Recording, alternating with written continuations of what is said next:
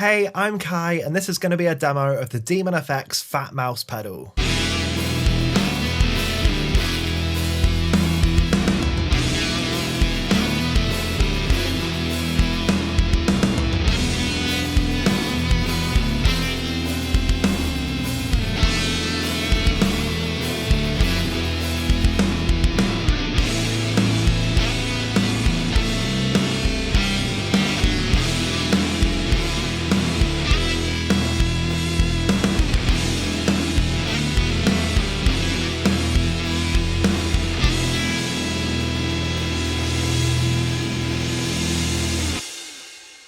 Now, Affordaboard are loaning me a few pedals for review purposes, but this video is not sponsored in any way as no money has changed hands. So this is a pedal I'm quite excited about.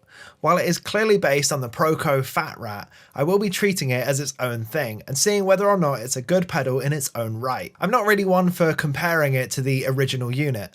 The original one sells for about £250, while this one sells for £45. To quickly touch on the build quality of the DemonFX, it seems pretty lightweight, especially in the chassis, almost like it's a thinner material, though it still feels plenty sturdy enough. The foot switch feels nice, the pots and switches are nice and smooth, and the LED isn't too bright, which I quite like. The jacks have these plastic nuts which I'm not too enthused about, but for a pedal at this price point, that's sort of to be expected. One thing I did notice pretty fast is that this pedal has a tendency to oscillate, especially when the volume is up close to maxed out and you've got the distortion up in sort of the upper quarter. Now this one isn't exclusive to the DemonFX pedal, I have seen this in other Rat demos before, so this may even be true to the original. Let's start with some tones. We're going to start with my Yamaha Revstar RS820 into ML Sound Lab's best pedal platform amp, Amped Gemini. This is a super clean amp based on an American 2x12 combo. Now this should give us a really good idea on how the pedal itself sounds.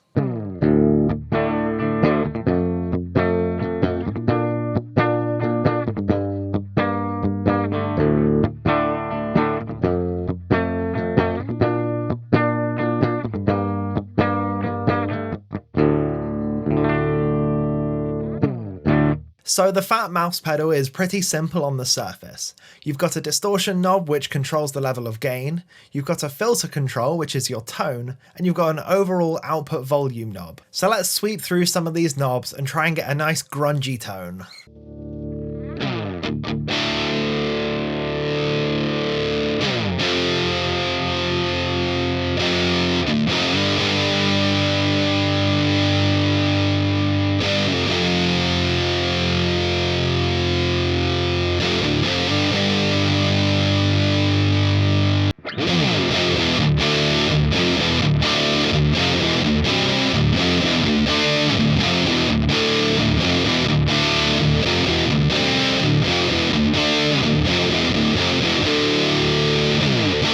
You'll notice this distortion knob has quite a wide sweep to it. This goes from a gentle crunch all the way up to an uber compressed high gain. Let's hear that sweep again so that you can get a better feel for it.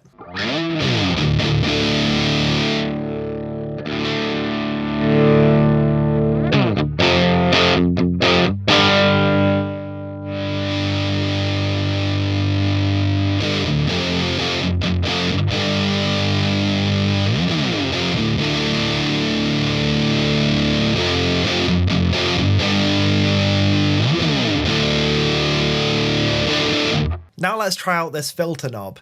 This kind of works like the tone knob on your guitar, only reversed. So filter knob all the way off will be the main tone, and then as you start to roll this one up, it cuts off a bit of your high end.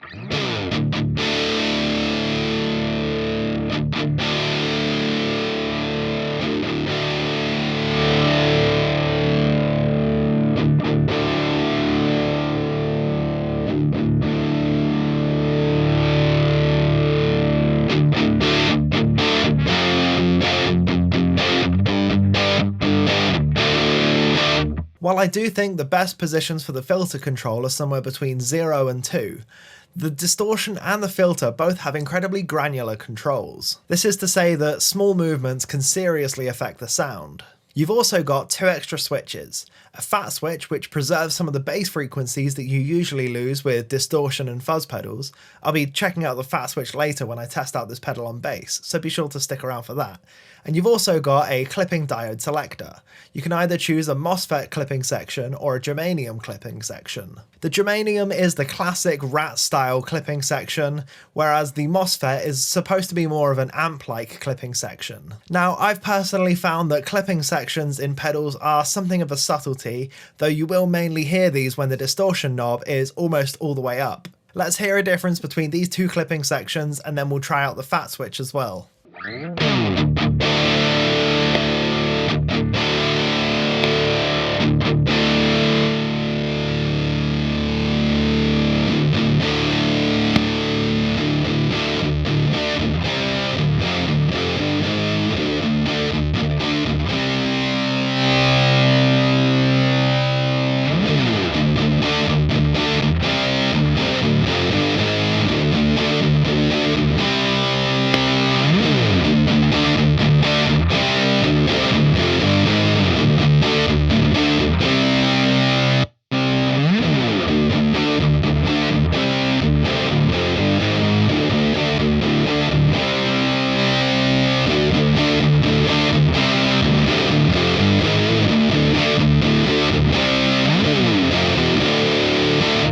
Okay, let's now sort of dial in a tone we like for this and get some riffs going.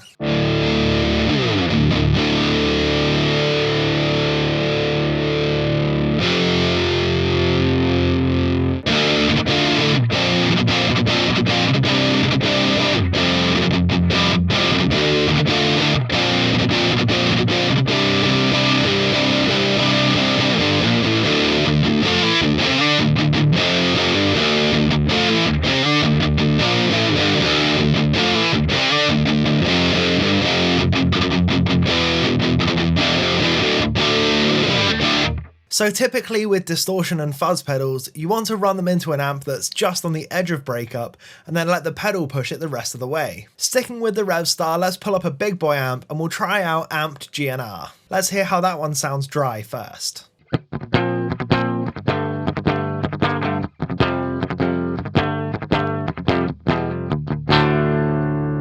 Now let's try and go for a nice big sort of bare-toothy power chord pop punk thing.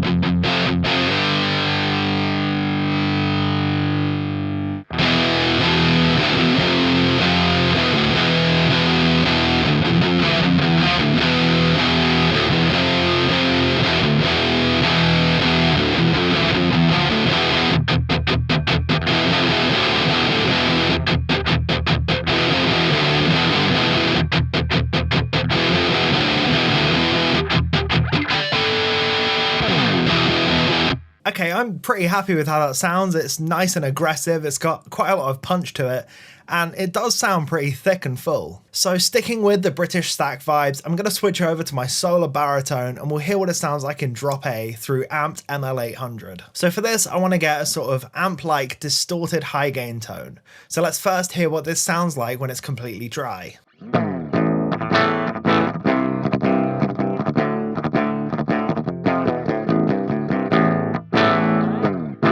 Now let's kick on the pedal and we'll switch over to that MOSFET clipping section.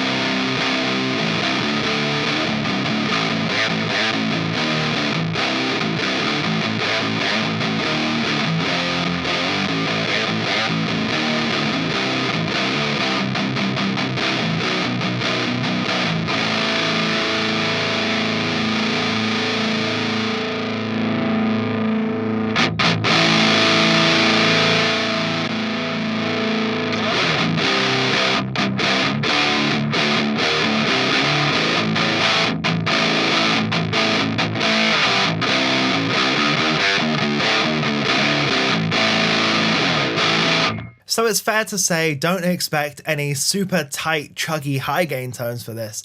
But this does sound pretty good as is and would work really nicely as a quad-tracked guitar behind some more tighter sounding main guitars. Before we go any deeper, I would just like to say if you enjoy what I do, please consider dropping me a comment and a subscribe.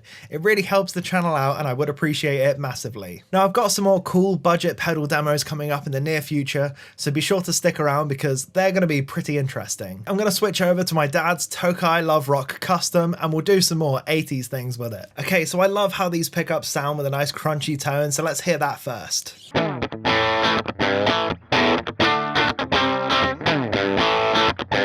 Okay, let's dial in this pedal for a sort of mid-gain crunch thing.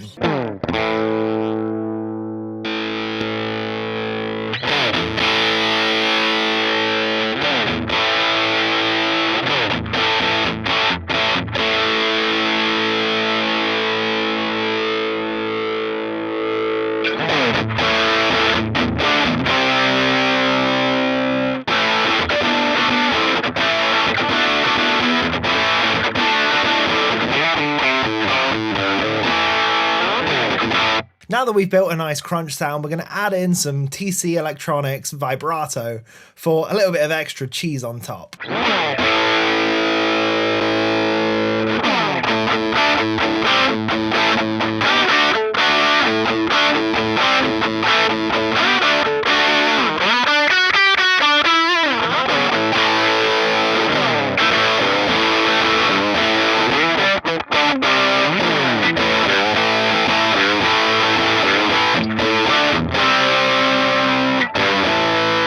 To finish this tone off, we'll add a little bit more distortion from the Fat Mouse pedal, then we'll add in the reverb and delay from the VX30 plugin to give us a nice sort of soaring lead tone.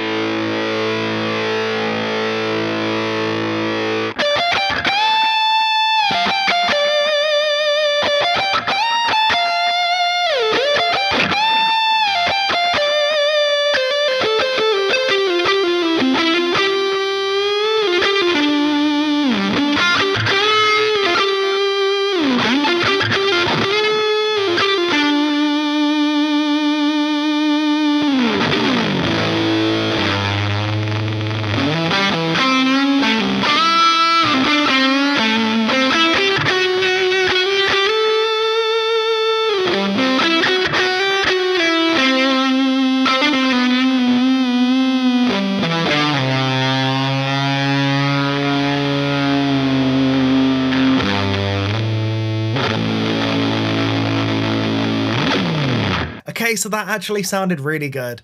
I quite like the sustain you get, though you do sacrifice quite a lot of the articulation.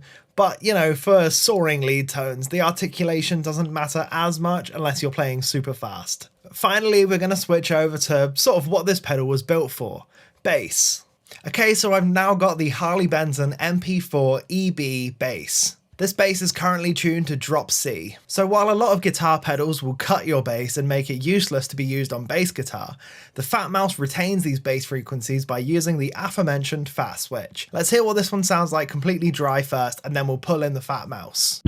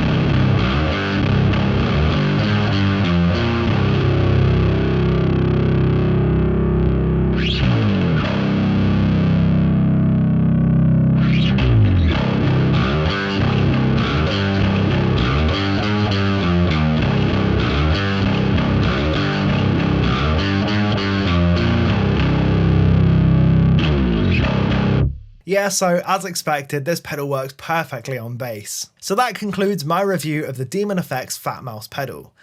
I do think this one maybe isn't as versatile as I would have liked. The distortion knob has the perfect sweep to it, and I can't fault that at all. However, the fat switch, the clipping diode selection, and the filter knob all kind of left me wanting a little bit more. I found that the filter knob sort of existed mainly between the 0 to 2 range, and I prefer brighter guitar tones, so that might just be why. I also found that the fat switch is only really useful if you're on bass, and the clipping diode selection is, as I said, something of a subtlety. I do still think that for £45, the DemonFX Fat Mouse pedal is an excellent purchase, especially if you're a bassist. So that is everything that I've got for this video. If you liked it and you'd like to purchase one for yourself, please do so from Affordaboard's link in the description box below. You'll find that their prices are oftentimes cheaper than AliExpress, Amazon, or other retailers. Thank you so much for watching. I've been Kai.